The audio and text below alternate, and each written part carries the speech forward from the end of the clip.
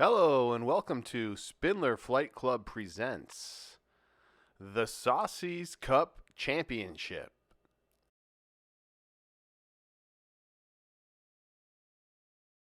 All right, here we are at Spindler Park for the final championship in the Spindler Sanctioned Singles League.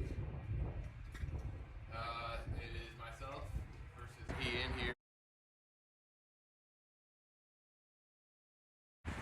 Flip the disc. Heads, I'll go first. Tails, you go first. Brendan is rated 956. Ian is rated 891. This is the final match from the Spindler Sanctioned Singles Disc Golf League. The final match consists of the top open players versus the under 900 players to determine the championship of the league. Hole 1, 377 feet. I'm throwing my Discmania DD. I laced it up the gut and pretty much parked it 6 feet short. Ian looks like he was throwing his Streamline Trace. It was a great shot in the center of the fairway. Here he is on his second shot. Again, this hole's about 377 feet, so I would say he has about 80 feet left here. Gave it a good bid, just a little short. So I'm going to take one on the first hole, heading into hole 2 here at Spindler Park, 284 feet. Right under the pine tree up ahead, I'm throwing my Discmania FD. C-line FD, and it was pretty close. I'd say about 18 feet. Here Ian looks like he's got the trace again.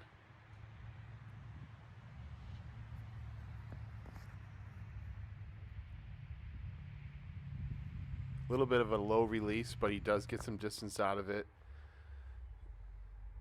Left himself about the same distance as the last hole. There it is. All right, so he's got the par. I'm looking for the birdie to take another point here. Like I said, about 15 to 18 feet. Good shot. And there it is, using the C-line P2. Here we are on hole 3, 446 feet.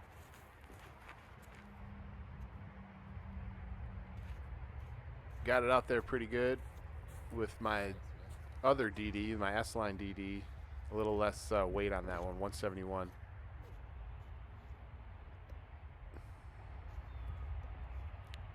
Yeah, and Ian had another low release. That tee pad we forgot to shovel, so that one we both took a handicap on that one. Here we go, second shot. It's up there about 33, 34 feet. I'm looking to throw this one in for the 2. Just very rare on this hole. We got the elevated basket, 446 feet. And I'm just going to park it right next to the basket there, ensuring my 3. So got the pressure on Ian to make his circle 2 putt here. And just a little right. So I'm going to take 3 through 3, headed into hole 4. Hole 4 is 284 feet. It's an uphill 284 feet, and there's usually a little wind. So I throw a driver. I'm throwing the Discmania DD. I threw it right next to the basket, and it checked up for me right up to the fence there. Hard to see that disc in the snow. It's a clear disc, so you can't really see it in the camera. Not the best choice for filming, but best disc for throwing. Ian, that one came out late, a little bit of a grip lock, and it's sitting over there in the middle of the sledding hill. This kid's going right at it, but missed it, luckily. I told him if anything happens, just look where the disc is, and we'll mark it. You're not going to lose any distance if somebody hits it. The tough upshot and the wind definitely got a hold of it. It checks up for him right around 70 feet. Not an easy par chance here for Ian. Forgot to mention the weather. We started around 1:30. It's this was filmed on January 30th. About 27 degrees outside at tee, and 8 to 12 mile an hour easterly wind coming from the east.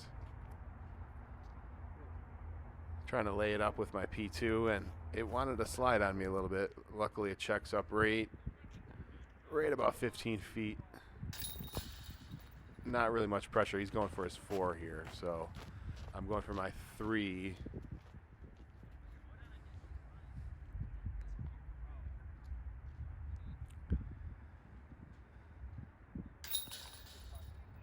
To get 4, and he got the 4th point of the match through 4 holes, and we're going to be headed to hole 5. There was a group of about 8 guys playing doubles who came around the hill here, so we asked if we could play through, and they let us, which was nice of them. Throwing the FD again, just kind of put a little too much on it, and it doesn't fade at all. Just kept on going straight, even turned over, went to the right a little bit. Here Ian goes. I had a little bit of a grip issue on that one, on that release. He's going to have a little tough upshot here. He takes care of that with ease. So he's sitting 2. I'm looking for a... Man, yeah, the more I look at these circle 2 putts I was taking, these boots were not helping my release at all. Even very close to being some foot faults there on my part. So we both push hole 5. Let's see, what's the lockdown? Or we push hole 5 and up 4 after 5 holes. Heading over to hole 6. Hole 6 is straightforward, 290-foot hole. You have, oh, looks like I put hole 5 there. Oh, no typo. This is hole 6. You got to get it around this tree there. And I opted for the same blue FD. I should have been throwing my red one, a little more stability. Going with the trace for Ian, and he gets hung up in the tree on the right side of the fairway.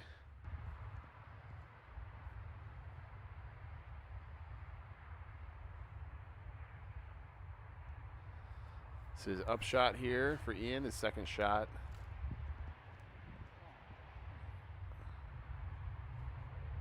Got hung up in the tree again. This one was pretty close. It looks further away than it was, but it was a bad putt nonetheless. Ian for his 3.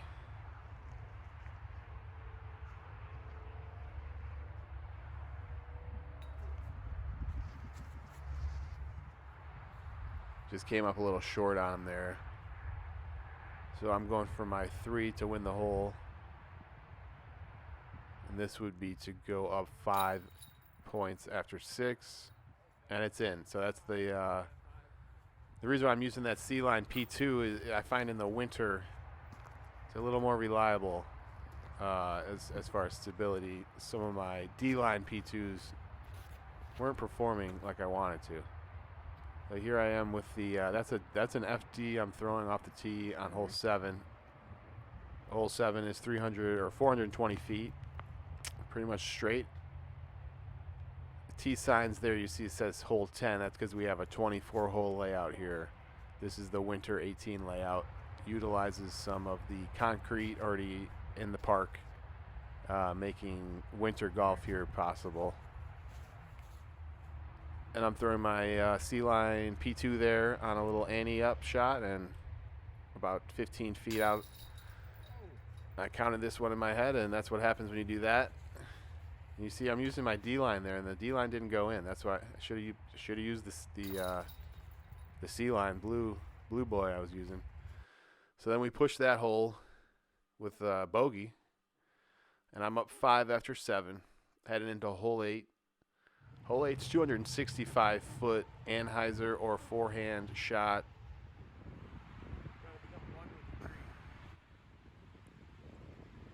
It looks like I missed the tee shot on this one. These are the up shots on hole 8. We didn't miss much. Those are both of our drives were terrible. So we're both trying to get our pars on hole 8 here. And there we go. And Ian follows suit. So we go ahead and push the last 2 holes. I'm up 5 after 8. Hole 9, 188-foot tee shot was not filmed. So here's the birdie putt. And Ian's right there under the basket. He's going to drop in his birdie as well. So we push hole 9. That's 3 pushes in a row. 7, 8, 9. Heading into hole 10. And hole 10 is one of the tougher holes on the course. 367-foot tunnel shot. I just opted to put a little too much on it, kind of getting the adrenaline flowing here. Ian has a nice shot up the gut, the standard route there. I usually take the Anheuser left side. And here I am with a little scramble opportunity. And I put myself about circle 2, 35 feet, 38 feet. Ian here with his second shot. This is where his drive landed. Pretty close to where he landed on the first hole. And this one gets caught up in the tree on the right side. So he is inside circle 1. I'm in circle 2. We're both putting for our pars here.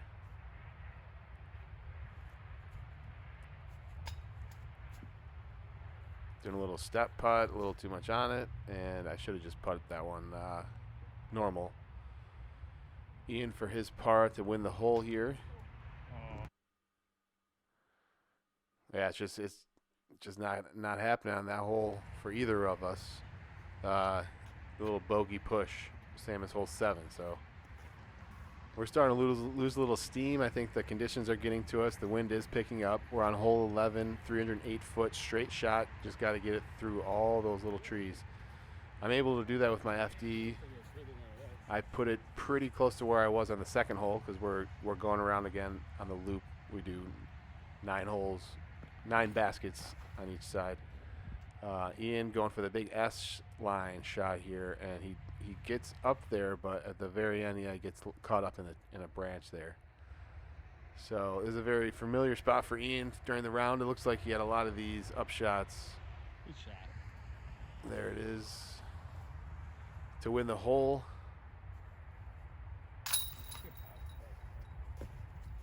Yeah, brought the P2 out there. C line. And all right, so I'm up 6, 7 holes left.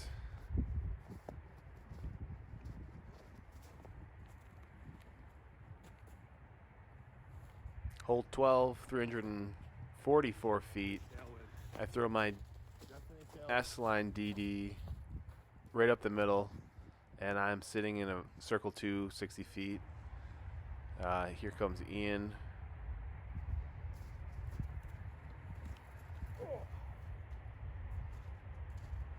Just a little bit of a low release.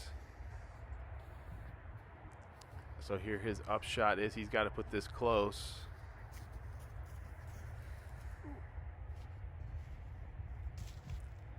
And I'd say, I mean, those conditions are not helping. The kind of the snow, the boots, the wind. So he's sitting there just inside circle 1. I'm attempting a long putt here. This is another one of those questionable jump putts. With these conditions, it's really tough to get the timing and everything. And that one was just poor effort, but all I had to do is really get it close, put the pressure on Ian here for his putt. He's got to make this now.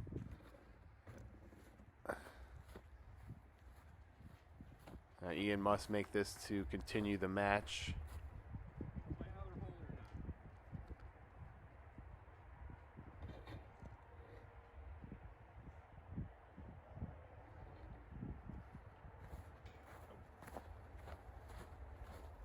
It had everything but the height. I'd say that wind, that distance, and the elevated basket, that's a difficult putt.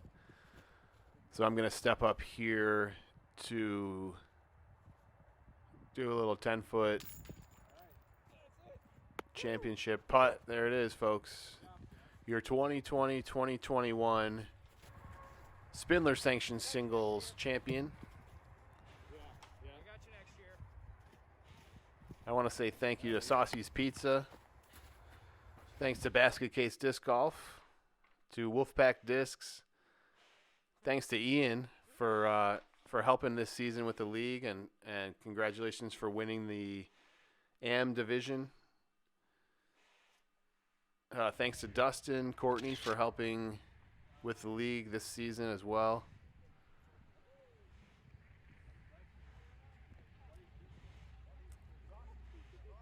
It was a great season. If you're interested in playing disc golf or in the league, log on to discgolfscene.com and you can search Spindler Sanctioned Singles or Spindler Flight Club and search me out, and we'll get you out there. Also, if you want to play in this league, we're going to be starting back up in October 2021. Here are all the players who played this year: Mike Shaw, Benny G, Mike Sims, Ty Alfino, Bob Barker, JB, Chris Lady, Ian Csernai, Jacob Fulcrod, Kevin Williamson, Mitsu Murashagi, Jay Frankina, Mike Newstead, Rick Stables, and Dustin Courtney. Thanks, everybody, for making it to the playoffs. Thanks again to Saucy's Pizza for helping with the CT Pizza this year. Thank you for watching. Please like and subscribe. That goes a long way. And also, don't tell me the sky's the limit when there's footprints on the moon.